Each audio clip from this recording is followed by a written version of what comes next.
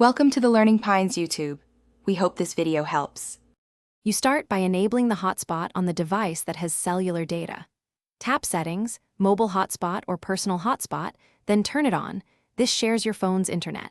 Make sure your plan allows tethering and that signal strength is good because speed depends on it. Set a clear SSID and a strong password so strangers cannot join. Once done, pick 4 GHz for range or 5 GHz for faster local speeds, and keep the device charging if you expect long use. Now you connect your laptop, tablet, or another phone to the hotspot. On the client device, open Wi-Fi, find the SSID you created and enter the password. That establishes a DHCP lease and assigns an IP address. Make sure client Wi-Fi is set to obtain IP automatically, otherwise enter the gateway and DNS manually. Once connected, test by loading a simple website.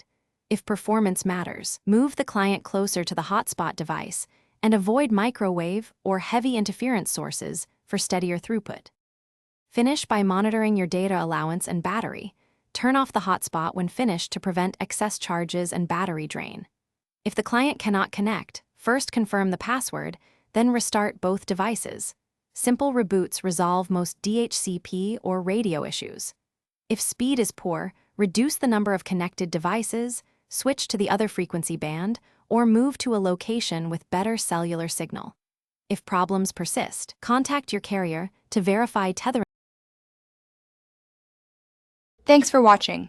Consider subscribing if we helped you.